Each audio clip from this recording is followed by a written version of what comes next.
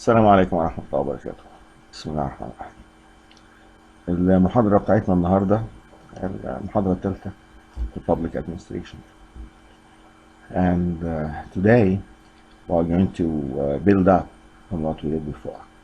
We are going to entertain and discuss the interaction between the three branches of government, and we want to explain how public policy is made, and all the interactions which collectively contribute to formulating and making public policy, and who implements it and how it is implemented.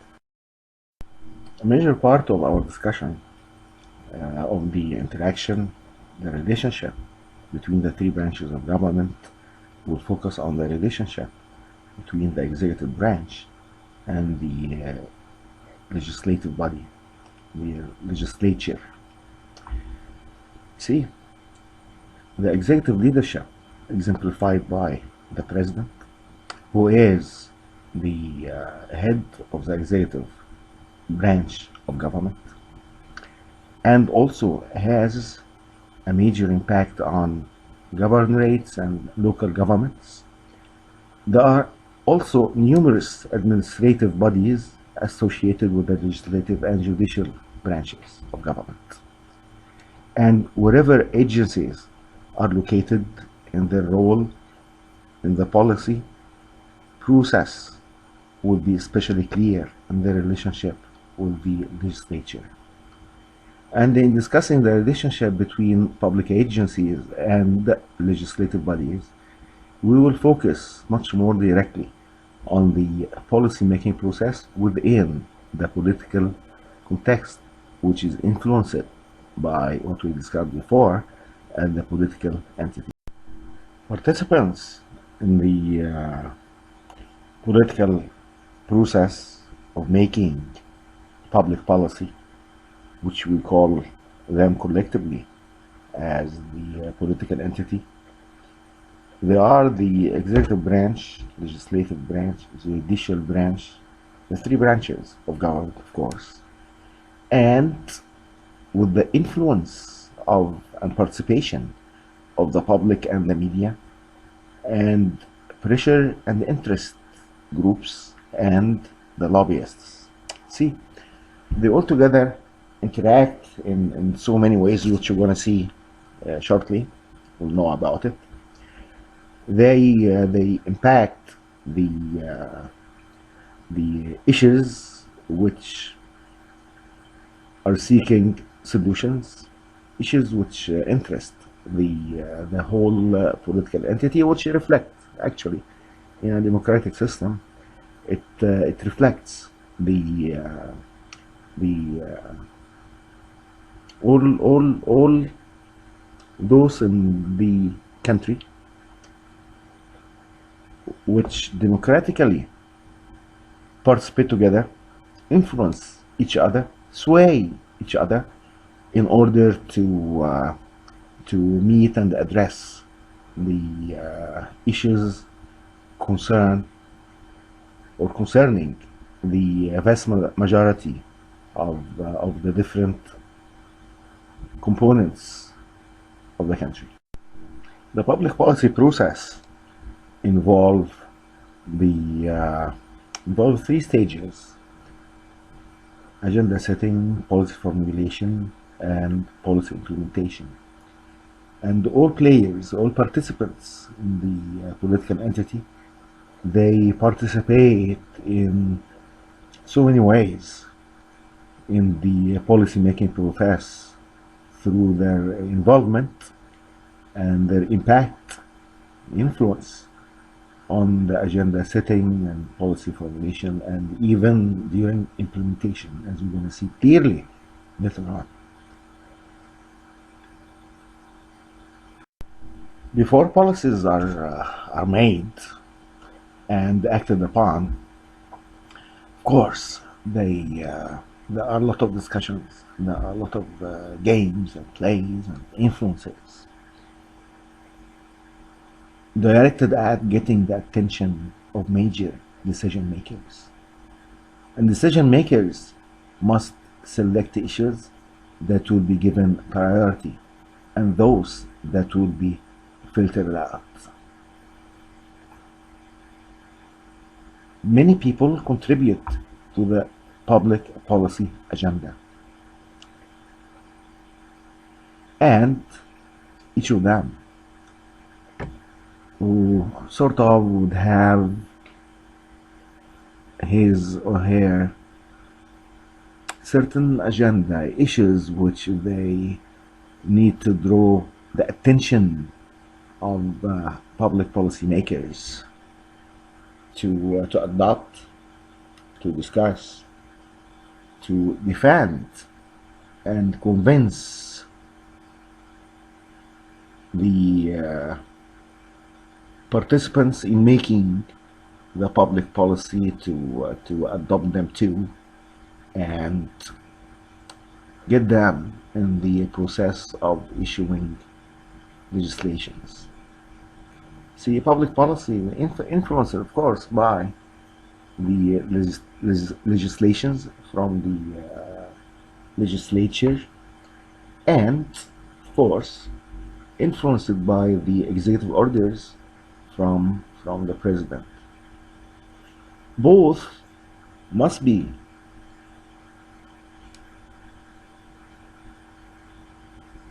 discussed by the public. The public must be convinced on it. See, so many times we see the president, we see members of interest groups, we see even policy entrepreneurs may write on the newspapers, may appear on television to make public their concerns, give their opinions, propose certain measures which later on becomes policy to the audiences, and the audiences here would be the rest of the players or participants in making the policy. Consider the president when he needs a special attention of the people and their elected representatives. The president usually give speeches, give press conferences, and through his ways to communicate with the rest of the political entity and the country, he draws the attention to certain issues which he sees as important for the country at large, or for even specific sections of the country. Whatever he sees important, whatever he sees related to the country political agenda, political philosophy.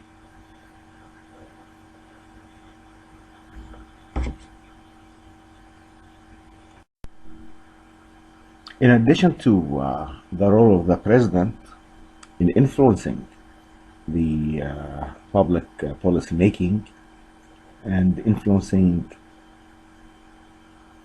the rest of the political entity and draw their attention to the issues he sees important, there are also other participants in the making of the agenda of the public policy. In addition to the president, there are the members of the parliament, of course, the executive branch officials, the other political parties, the interest groups, the media, the general public. They all exert influence, pressures on the policymakers in order to adopt what they see important for the country and what they believe should be included in the public policy making. So we find that the uh, the agenda setting involve three actions, involve three sub stages. The agenda setting part of it is getting attention for issues, as we said, and we call that policy recognition. Everybody must recognize what is important as exemplified by the rest of the political entity players. And also, once attention is got drawn to specific issues, we find that voices start to come up and contribute to the second stage of the agenda setting, which is the policy generation. We find that many parties contribute to generating policies, and this becomes part of the agenda setting because it draws attention to what they propose as public policy issues. Also, after the policy generation, we find that there are interactions which result in political action. So the agenda setting involves three stages: policy recognition, policy generation, and political action. So the agenda setting process may be viewed as the confluence of three streams of events: policy recognition, policy generation, and political action. The policy recognition has to do with the way certain topics emerge as significant issues that demand action, like the rise of the unemployment, or maybe an evaluation of a current program, or natural disasters. And as we witnessed during the past years, there were so many issues, like the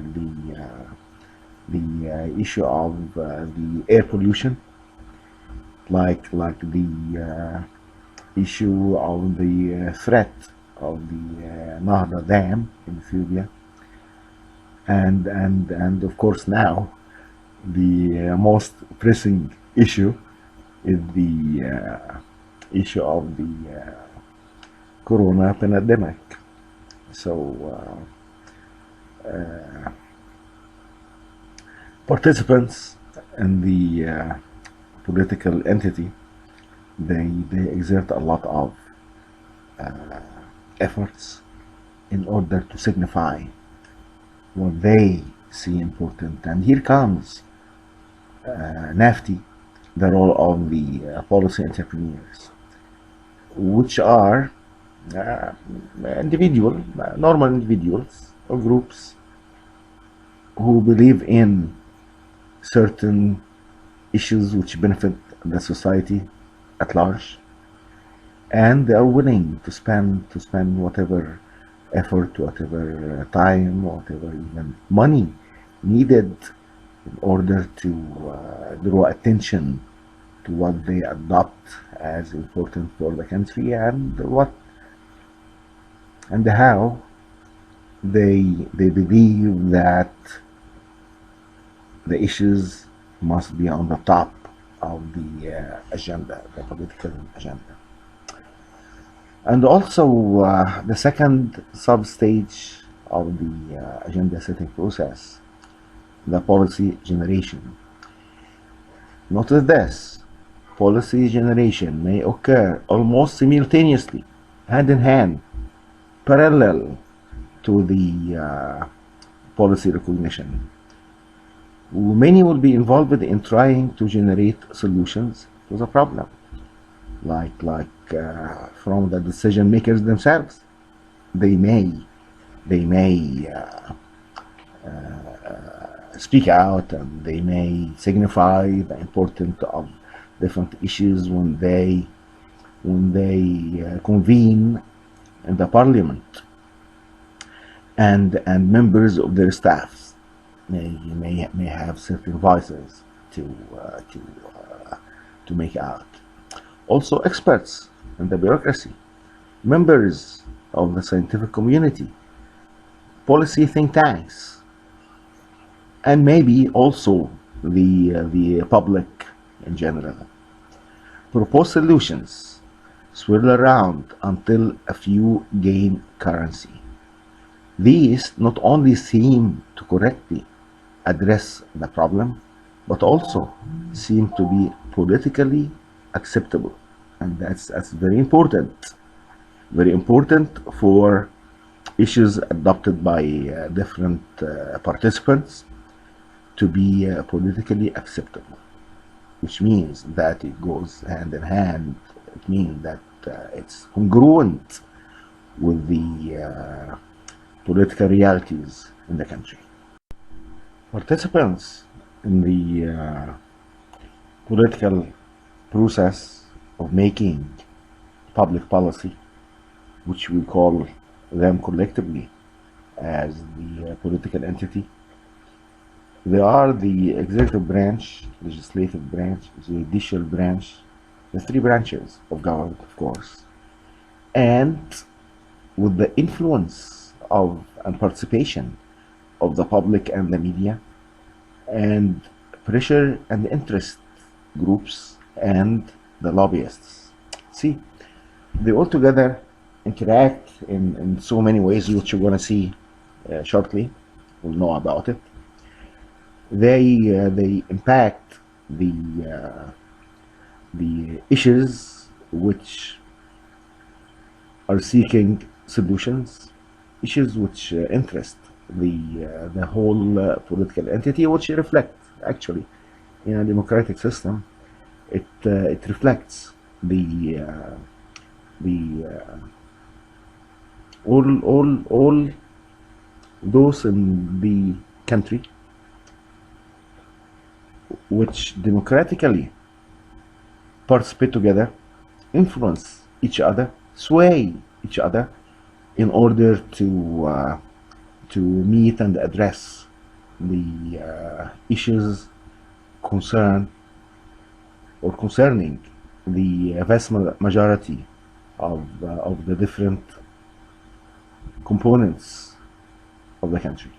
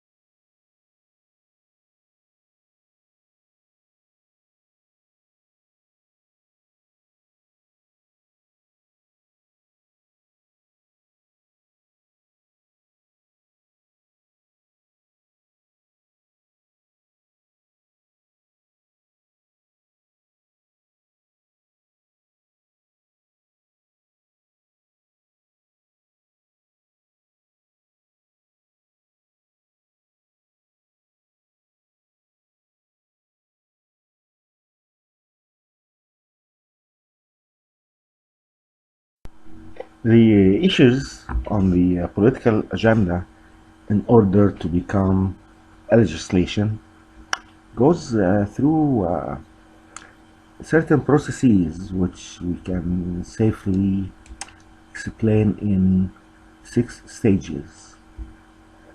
When a bill is introduced, it gets referred to a committee for discussions, and the committee may pass it on to a subcommittee for further study and discussions. And here hearings are held to listen to experts, maybe to listen to public officials, managers in the executive branch, and then the committee or subcommittee.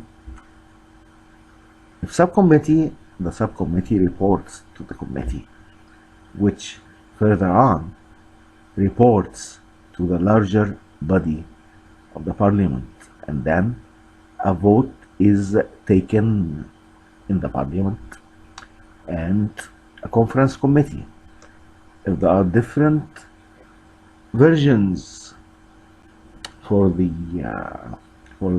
legislation, if there are different versions discussed by the parliament at large, a conference committee works out any differences between the versions, and then the bill is sent to the executive, to the chief executive for signature. The fact that many different decision points must be passed before anything is final means that there are many occasions when those seeking to shape or reshape legislative outcomes can seek to exert their influence. And there may be many players who have interest in shaping the legislative outcomes, like the president, like agency personnel, like even individual citizens and well-organized interest groups. The president, of course, has both formal and informal means of influencing legislation through program initiatives and budget proposals. And the agency personnel, many of them interact with the parliament on a regular basis and may also affect policy outcomes. Individual citizens and well-organized interest groups also seek access and influence.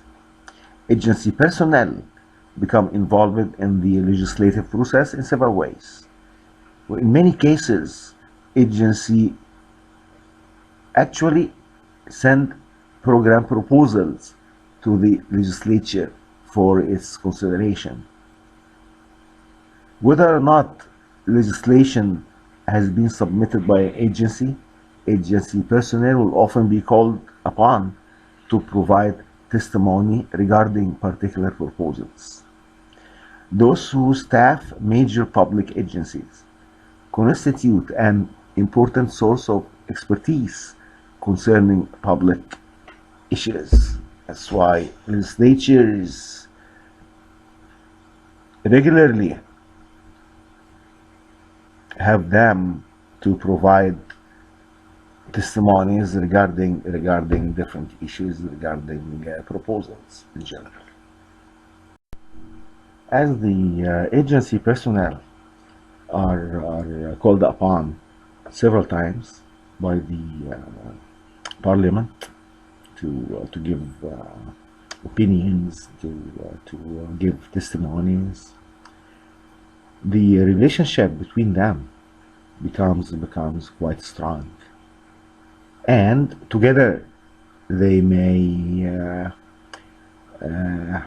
hold common interests and concerns along with the representatives of certain interest and pressure groups. When the relationship among such interest groups, agency personnel, and members of the parliament becomes especially frequent and intense, the result is called a subgovernment or iron triangles. So the iron triangles or subgovernments are described as alliances between interested groups, agency personnel, and members of the parliament. When it comes to policy implementation, see, there are some interesting things here.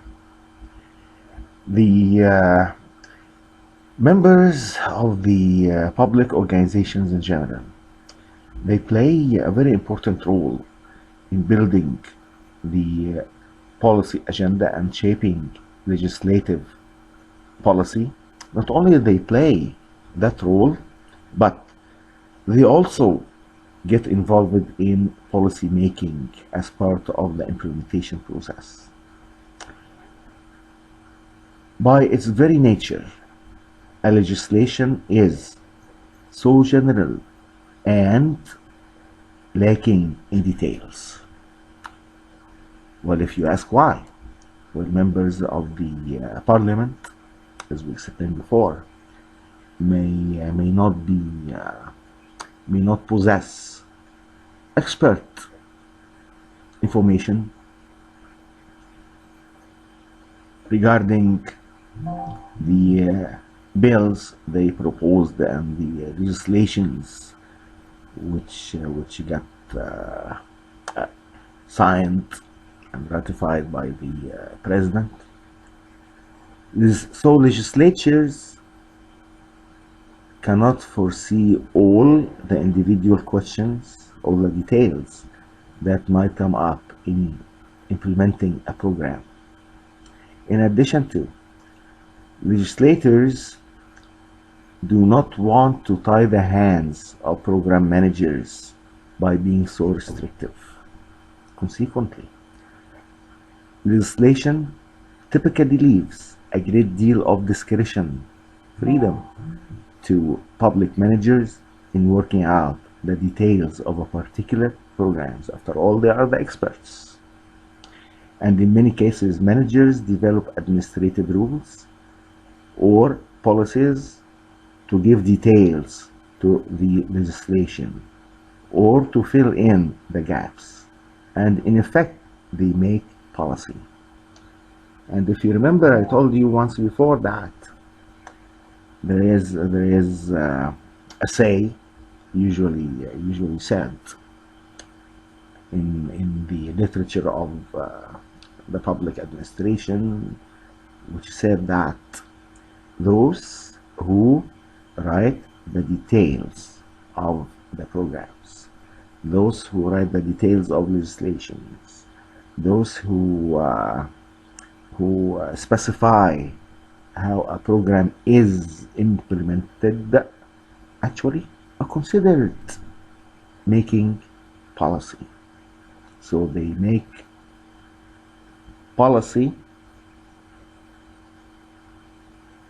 which may shift the focus of the program. That's why we always say that the ethics of public administrators are very important. They have to hold the highest possible ethics. Not only that, but some analysts argue that a broad grant of discretion to public officials, of course, to program managers, amount to an abdication of legislative power, which means that legislatures, in a way, give up on their legislative power to the program managers. And the others point to the advantages of expertise and flexibility residing in the agencies or with the executive in general. Currently, the trend appears to be in the direction of greater detail in legislation. And in any case, there inevitably remain many opportunities for the exercise of administrative discretion by program managers. Well, and what we said concludes our lecture today. And I want you guys to listen to the lecture several times and try to comprehend and grasp the meanings of what we said, because we're going to build up on what we said this lecture later on. This lecture, we're going to address several things like the different types of policies, like the sources of bureaucratic power, and many issues to conclude on the issue of the relationship between the executive and the legislature. Well, till then, be safe, guys.